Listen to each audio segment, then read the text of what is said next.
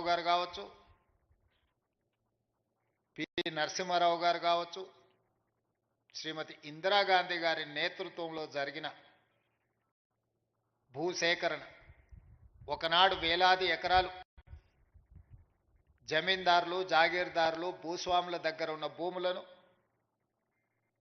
Agriculture ceiling act తీసుకొచ్చి భూ పరిమితి చట్టాలు తెచ్చి వాళ్ళ దగ్గరున్న లక్షలాది ఎకరాలను ప్రభుత్వం వాళ్ళ నుంచి తీసుకొని దళితులకు, గిరిజనులకు, ఆదివాసీలకు, బలహీన వర్గాలకు ఆత్మగౌరవం తెచ్చే భూ కేటాయింపులు కాంగ్రెస్ ప్రభుత్వం శ్రీమతి ఇందిరాగాంధీ గారు చేపట్టారు.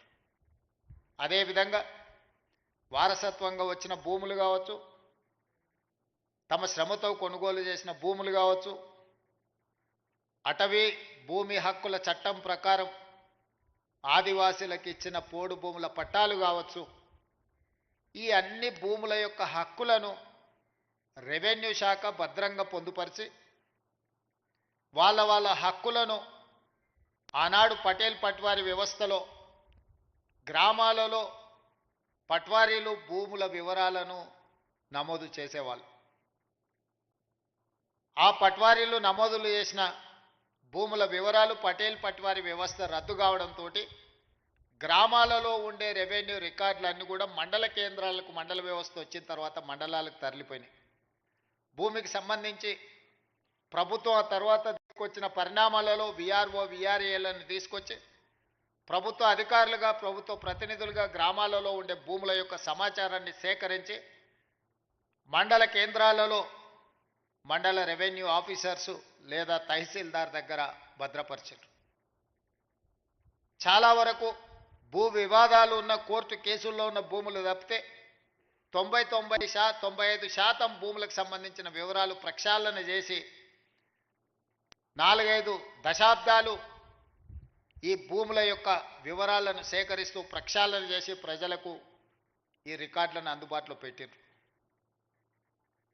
ఉన్న పలంగా తెలంగాణ రాష్ట్రం వచ్చిన తర్వాత పాలకుల మెదడులో కదిలిన ఆలోచన 2020 భూముల యొక్క చట్టాలను అన్నిటిని కూడా ROR యాక్ట్ను మారవాలన్న ఆలోచన. రెవెన్యూ చట్టాలను మారవడమే కాదు, ఆనాడు ప్రవేశపెట్టిన ధరణి అనే ఒక యాప్ ఈ ప్రాంత ప్రజలకు, రైతులకు ఒక పీడకలగా మారి, ఇంతకుముందు మిత్రులు బట్టి విక్రమార్క గారు చెప్పినట్టు ఒక తహసీల్దార్ మీదనే పెట్రోల్ పోసి తగలబెట్టే పరిస్థితి. ఇబ్రహీంపట్నంలో ఈ ధరణి భూతంలో వచ్చిన మార్పులు జంట హత్యలకు కారణమైంది. అదేవిధంగా సిరిసిల్లలో ఒకవేళ అధికారుల చుట్టూతో తిరిగిన తహసీల్దార్ స్థాయిలో సమస్యలు పరిష్కరించే వీలు లేకపోవడం వల్ల తహసీల్దార్ విధానాలనే అనుమానించి తన మెడలో ఉన్న తాలిబొట్టును తహసీల్ ఆఫీస్కు వేలాడదీసింది. నేను ఇంతకంటే ఇవ్వగలిగింది నా దగ్గర ఏమీ లేదు, నా తాలిబొట్టు తీసుకొనైనా నా భూమిని నా పేరు మీదకి బదలాయించమని. వీటన్నిటికీ కారణం రెవెన్యూ సిబ్బందే మూలమని చెప్పి ఆనాటి పాలకులు మిమ్మల్ని దోషులుగా, మిమ్మల్ని దోపిడీదారులుగా, మీరు ప్రజలను దోసుకోవడానికే రెవెన్యూ శాఖ సిబ్బంది ఉన్నట్టుగా చిత్రీకరించి తద్వారా లబ్ధి పొందాలని ఆనాటి పాలకులు ప్రయత్నం చేశారు.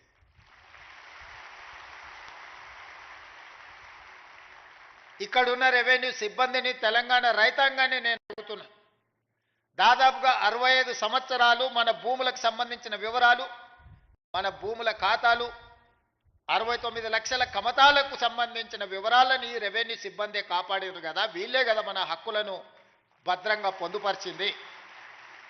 ఉన్న పలంగా 2019లో 2018లో మీరు ప్రవేశపెట్టిన ధరణి పోర్టల్ వచ్చిన తర్వాతనే రెవెన్యూ సిబ్బంది అంతా దొంగలుగా, దోపిడీదారులుగా మీకు కనిపించిండ్రా? ఎక్కడైనా మంచోళ్ళు ఉంటారు, చెడ్డోళ్ళు ఉంటారు. సమాజంలో 2%, 3%, 5%, 10%, అది రెవెన్యూ కావచ్చు, పంచాయతీరాజ్ కావచ్చు, ఇతర ఏ శాఖలో కావచ్చు, రాజకీయాలలో కావచ్చు, కొంతమంది చెడ్డవాళ్ళు ఉండొచ్చు. అంత మాత్రాన మొత్తం వ్యవస్థని మనం తప్పుపడతామా? చెడ్డవాళ్ళుగా ఉన్న వాళ్ళని శిక్షించుకుంటూ,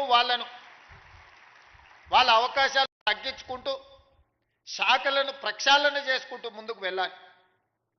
ఇంట్లో ఒకవేళ ఎలక దూరితే ఇల్లు తగలబెట్టుకోం కదా, పొగబెట్టి ఆ ఎలకను పట్టుకునే ప్రయత్నం చేయాలి తప్ప ఇల్లు తగలబెట్టుకునే విధానం ఎక్కడైనా మనం చూసినామా? మరి గత ప్రభుత్వం మిమ్మల్ని దోషులుగా, మిమ్మల్ని బూచీగా చూపించి చట్టాలను మార్చి, ఆ చట్టాలను కొద్దిమందికే చుట్టాలుగా మార్చి వేలాది ఎకరాలను కొల్లగొట్టే ప్రయత్నం జరిగిన మాట వాస్తవం కాదా? అందుకే ఎన్నికల కంటే ముందు సమ్మక్క సారలమ్మ ఆశీర్వాదంతో నేను